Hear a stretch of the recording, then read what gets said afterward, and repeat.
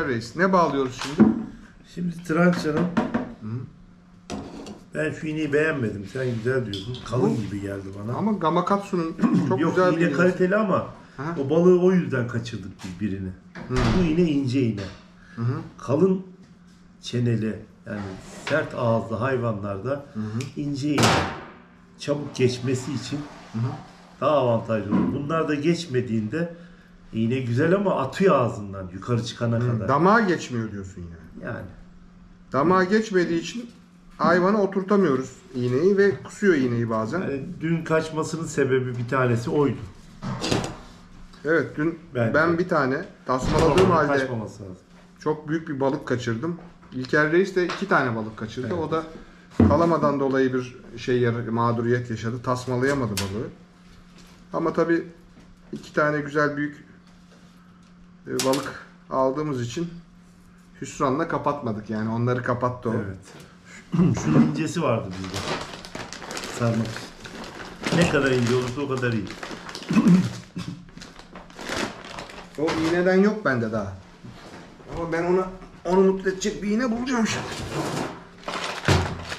Ben gezerini bağlıyorum şu anda. Tamam. İlker Reis ince bir iğne istedi benden arkadaşlar. Şimdi İlker Reis'i mutlu edecek bir iğne bulacağım burada.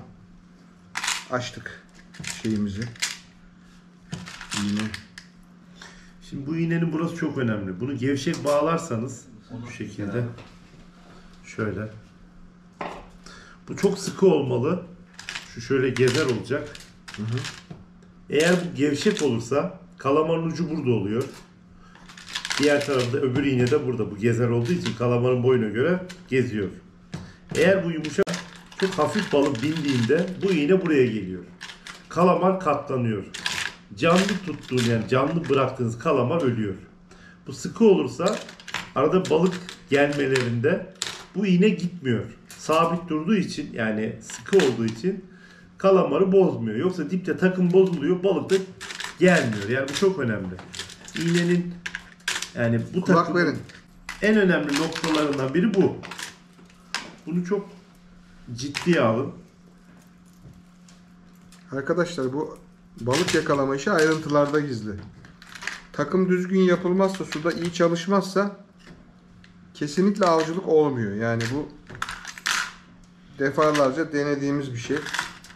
Ya sallayalım gitsin nasıl olsa bir şey gelir gibi düşünmeyin. Balıklar da kendi dünyasında oldukça kurnaz. Onlar da her şeyin farkında artık. Oltacılık biraz kandırma sanatı. Diyebilir miyiz İlker Reis? Kesinlikle tarifi bu. Yani kandırma sanatı. Balıkları ne kadar kandırabiliyoruz? Veya kandıramıyoruz. Kandırabilirsek yakalıyoruz. Kandıramazsak elimiz boş dönüyoruz. Bu kadar basit aslında. Şimdi bunu bu şekilde bağladık. Fakat balık geldiğinde bunu ip yaptık. Kamış ipi. Kullandığımız. Balık geldiğinde buna dişleriyle bozuyor. Biz bunu da önlemek için şuradan parlatıcıyı verir misin? Ojenin parlatısı. Bayanların kullandığı. Biz de misinanın ipine kullanıyoruz. Bu donduktan sonra o ip çok sağlamlaşıyor. 3-4 balık yakalayabiliyorsunuz bununla. Bu da çok önemli bir ayrıntı. Tamam. Bu donduktan sonra ip kuvvetleniyor. Dağılmıyor. Dağılmamasını engelliyor. Dolayısıyla bu da bayağı sert oldu. Güzel oldu. Şimdi buraya sabit iğnemizi takacağız. Sonrasında şu ikili kullandığımız, bizim kullandığımız iğneleri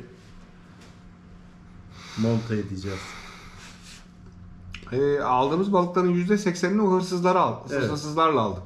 Yani videolarda takip ediyor arkadaşlar. Bu şekilde. O gezerimiz.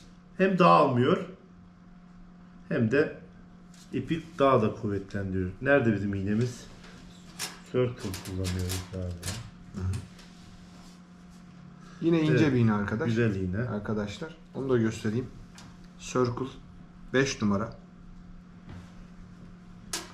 Şimdi birçok arkadaş bu sinerit mercan trança avlarında dev iğneler kullanıyor. Çok büyük iğneler takıyorlar. Hani büyük balık gelirse Açmasın, kopmasın, kaçırmayayım diye büyük ihtimal. Sağlamcı arkadaşlar özellikle. Ama bizim tecrübemize göre büyük iğnenin birkaç dezavantajı var. Birinci dezavantajı kalamar iğneyi iyi yüzdüremiyor. Kalamarın aksiyonunu bozuyor. Doğru mu canım? Ağır geliyor. Ağır geliyor iğne ve kalamar bazen dibe çöküyor bu ağırlıktan dolayı ve takım dibe takılıyor arkadaşlar. Birinci sebebi bu. İkinci sebebi de büyük iğne kullandığımızda çok fazla balık kaçırdığımızı fark ettik biz. Yani balığı yakalıyoruz, tasmalıyoruz, tasmaladığımızı zannediyoruz. Sonra balık iğneyi kusuyor bir şekilde. Kalın iğne oturmuyor damağına, yani sert damaklı olduğu için oturmadığı için balık bir iki aksiyon yapıp oturmayan iğneyi ağzından kusuyor, bırakıyor. O yüzden biz ince iğne kullanmaya başladığımızda avcılığımız arttı. İnce iğne damağa geçiyor. Yani balık kusamadan tasmayı vurduğunuzda geçiyor. Ama ne dezavantajı var ince iğnenin? Şimdi 10 kilonun üzerinde trançalar, mercanlar bu bölgede var.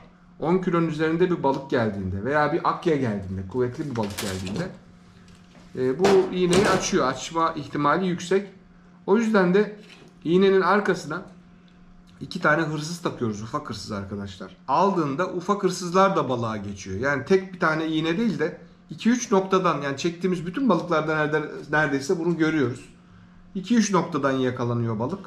Ama o da çok doğru bir iğne olmalı. İğnenin de ismini verirsen bu çok önemli bir iğne. Evet. Yani orada da Gamakatsu'nun 1 numaralı iğnesini kullanıyoruz yine ufak iğnelerde. Onu şöyle göstereyim ben. Aslında ufacık bir iğne. Bakın biz birkaç haftadır yakaladığımız, şöyle elimi koyayım arkasına daha görünür olur. Yakaladığımız yani 8-80 santim, 85 santim ve 90 santim. 80 santim videosunu izlediniz. 85 ve 90 santimleri de izleyeceksiniz yakında. Çok güzel trança avları izleyeceksiniz. İzlemişsiniz. O operasyonu Kaan Bey yaptığı için izlemişsiniz onları arkadaşlar. Hepsinde hırsızlar iş yaptı. Videolarda dikkatinizi çekmiştir. Tamam.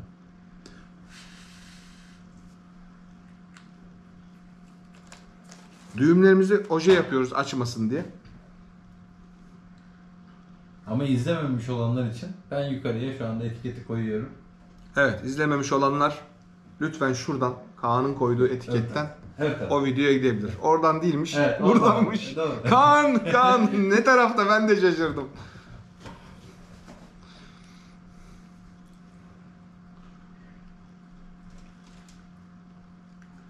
Evet, biz gündüz balıktayken sağ olsun Kaan kamera kayıtlarını yapıyor ama biz akşam gelip oltalarımızı hazırladıktan sonra keyif yaparken Kaan bütün gece arkadaşlar videoları ayıklıyor, onları editliyor, YouTube'a yüklüyor.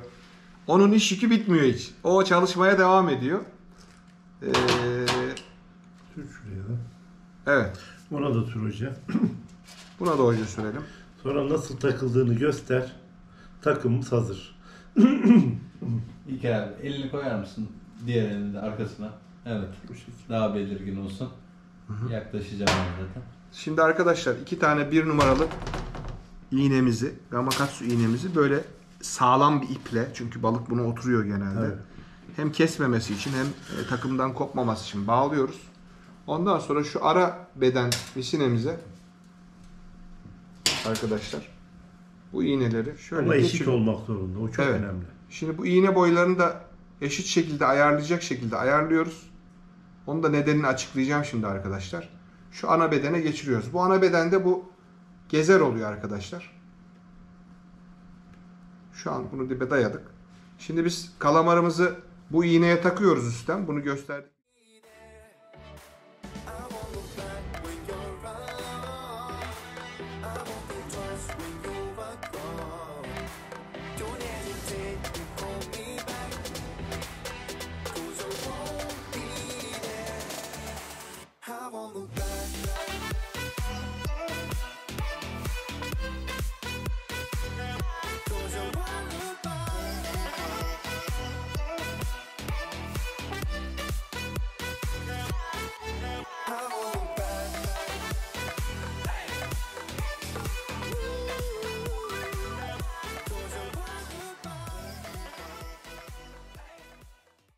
sistem. Bunu gösterdik videolarımızda. Bunu da şeyini göz altındaki yanağına bağladığımızda bu 2 tane iğneyi de ayrı ayrı noktaları değil de beraber bir tane koluna geçiriyoruz. Çünkü biz bu iğnelerin bir tanesi değil de ikisi birden aynı anda takılsın istiyoruz. Genelde balığı ya bu 2 iğne ya bu iğne ya da bu üçü beraber oluyor. Tabii.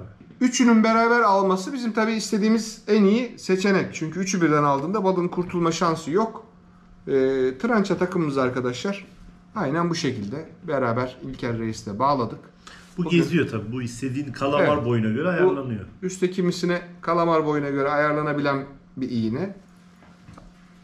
Takımımız bu. Bugün Sinarit trança mercan takımı bağladık. Umarım izleyen arkadaşlara faydası olur.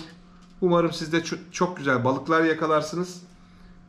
Videomuzu burada sonlandırmadan önce abone ol butonuna tıklamanızı rica ediyorum. Unutmayın onu. Destekleri bekliyoruz. Bir sonraki videoda görüşmek üzere. Kendinize iyi bakın. Allah'a emanet olun. Allah'a ısmarladık.